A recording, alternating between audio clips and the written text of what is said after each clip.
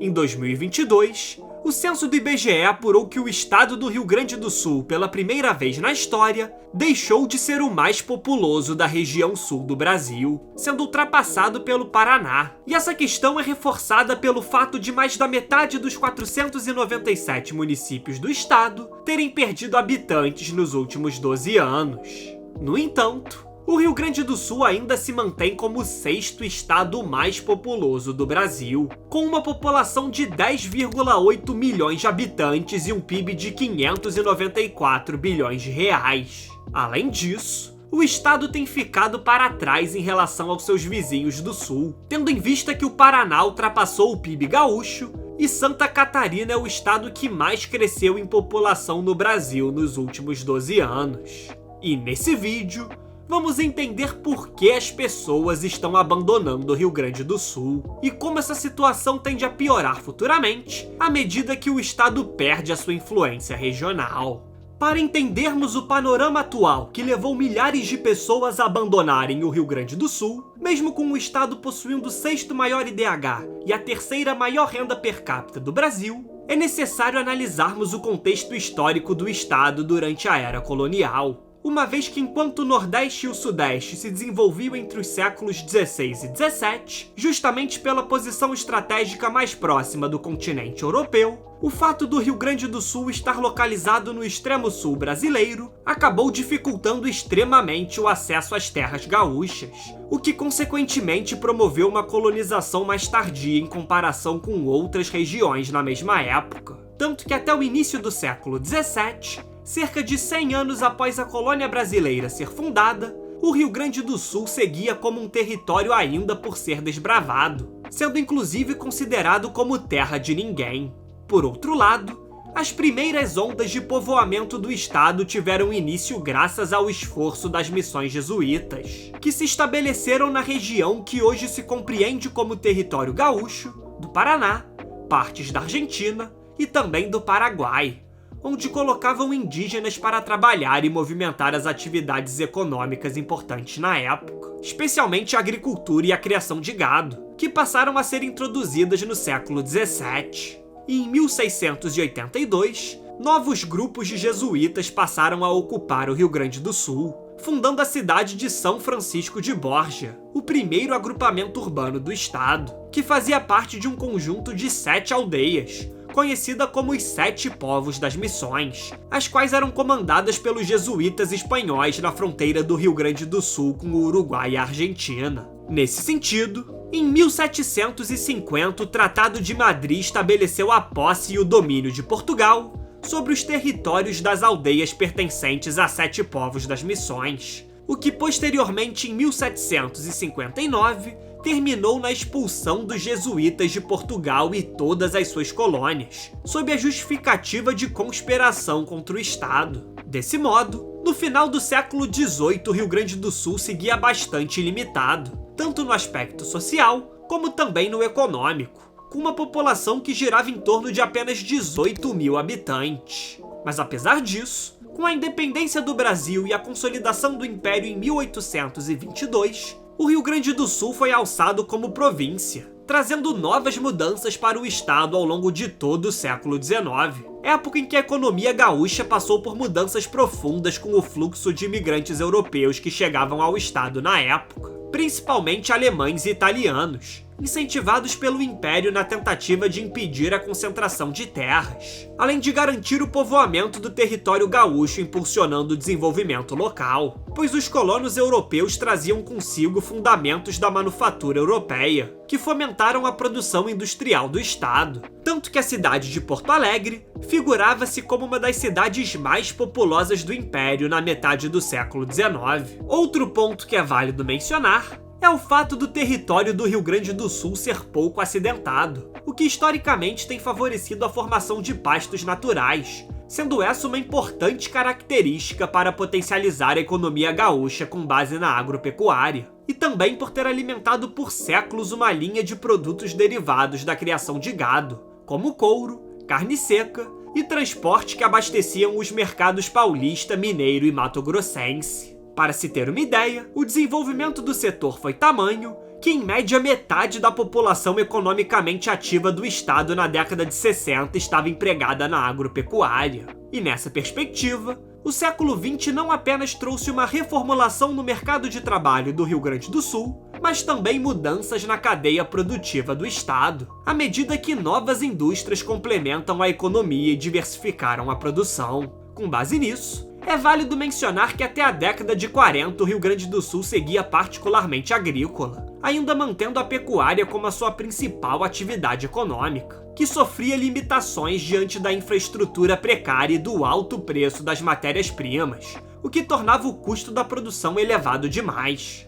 Contudo, durante a década de 30, para alterar o rumo da economia e diversificar a produção, o governo estadual buscou orientar a produção para o mercado interno, diminuindo a dependência externa e garantindo com isso a autossuficiência produtiva do estado, com um foco principal em diversificar a sua economia. E como resultado, na metade do século XX, o Rio Grande do Sul observou o aperfeiçoamento da sua infraestrutura agrícola, industrial, comercial, urbana e logística. Um bom exemplo disso foi a expansão do Porto do Rio Grande, que hoje é um dos complexos portuários e logísticos mais importantes do país. Ademais, o estado também foi beneficiado à medida que o Brasil ampliou o investimento na indústria pesada e na integração do mercado nacional na segunda metade do século XX, algo que acabou alinhando a economia gaúcha com o restante do país, tanto que ao final da década de 60, a indústria superou a agricultura como a principal atividade do estado, fazendo o PIB gaúcho crescer 8% ao ano entre a década de 70 e 80, atraindo imigrantes, investimentos e prosperidade para a região sul do Brasil. Com isso, surge a pergunta do porquê as pessoas estão abandonando o Rio Grande do Sul. À primeira vista, é importante lembrar que nos últimos anos o Rio Grande do Sul tem se encontrado em uma posição preocupante de endividamento, estagnação econômica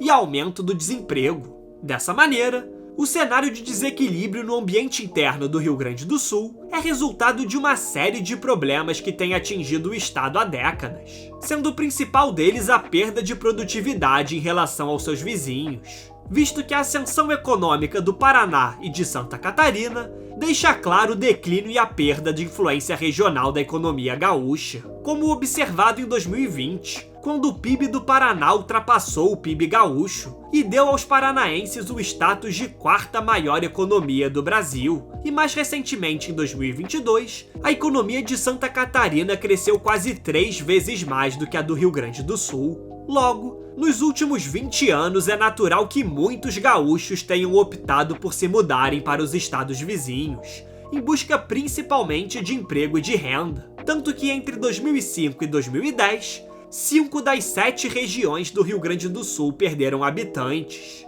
evidenciando a incapacidade do estado em manter a atratividade para sua própria população. E como efeito disso, em 2022 os gaúchos acabaram perdendo o posto de estado mais populoso para o Paraná, com base no último censo do IBGE.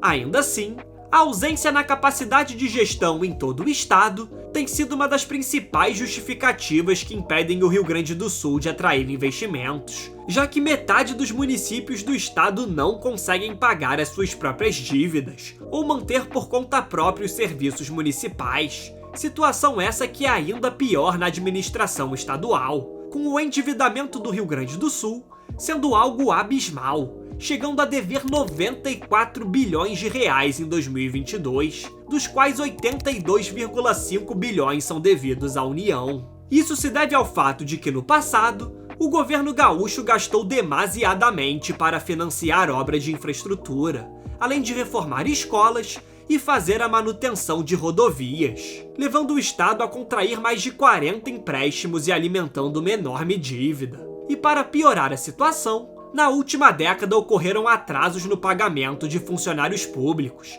e até o calote da dívida com a União, resultando em um bloqueio judicial nas contas públicas do estado, dando ao Rio Grande do Sul o status de Grécia brasileira. Diante da crise financeira, é natural que haja certa limitação nos recursos destinados a serviços como saúde e educação, já que o estado tende a gastar mais pagando dívidas, refletindo-se a curto prazo na perda da qualidade de vida da população. Além disso, O envelhecimento da população do Rio Grande do Sul tem sido um problema para as contas do estado, visto que, com base no último censo, a população gaúcha se tornou a mais velha do Brasil, com 14% de seu povo possuindo 65 anos ou mais. Sem contar que o estado chegou a deter em 2020 a menor taxa de natalidade do Brasil, de apenas 1,7 filhos por mãe, intensificado inclusive pela baixa taxa de crescimento vegetativo, ou seja, a diferença entre a taxa de natalidade e a taxa de mortalidade, a qual tem sido cada vez menor desde 2015, posto que menos nascimentos e uma alta taxa de mortalidade estão tornando o crescimento da população gaúcha cada vez menor, alimentando assim uma perspectiva de que até 2030 a população do estado começará a reduzir. Logo, esse cenário tem sobrecarregado o sistema de previdência do estado, afetando diretamente nas contas públicas do Rio Grande do Sul, que já possui um déficit previdenciário que chega a mais de 370 bilhões de reais, comprometendo totalmente o sistema previdenciário do estado. Outro problema que tem se tornado cada vez mais frequente na vida de muitos gaúchos é a precária situação dos desastres naturais que têm ocorrido pelo estado, dado que nos últimos 19 anos o Rio Grande do Sul já registrou cerca de 4.200 desastres naturais, com estimativas apontando que entre os anos de 2003 e 2021, pelo menos 89% dos municípios do estado tenham sofrido com inundações, estiagens e secas, como visto também em setembro desse ano, quando um ciclone causou o pior desastre natural da história do Rio Grande do Sul, afetando a vida de 57 mil pessoas que ficaram sem casa ou perderam familiares. Além disso, esses problemas afetam também o lado econômico, já que episódios de secas mais intensas têm prejudicado a agropecuária, que é a principal atividade econômica do estado, registrando uma queda de 45% no ano de 2022, sem contar que atualmente mais de 200 municípios do Rio Grande do Sul estão em situação de emergência devido à estiagem, causando enormes prejuízos para sua economia. Portanto, apesar de no passado o Rio Grande do Sul ter sido terra de ninguém, hoje o estado desempenha um papel vital para a manutenção da economia brasileira. Mas apesar disso, décadas de má administração e catástrofes ambientais têm atrasado a prosperidade do estado, estagnando a sua economia e levando muitos gaúchos a abandonarem o estado. Desse modo, é fundamental que o Rio Grande do Sul busque reestruturar a sua dívida com a União e, ao mesmo tempo, garantir a estabilidade demográfica. Caso contrário, o estado poderá se deparar em péssimas condições futuramente. Muito obrigado a você que chegou até aqui. Se possível, comente abaixo o próximo tema que você deseja ver aqui no canal. Além disso, curta o vídeo, se inscreva e compartilhe o conteúdo com seus amigos. Agradeço novamente pela sua audiência e até o próximo vídeo.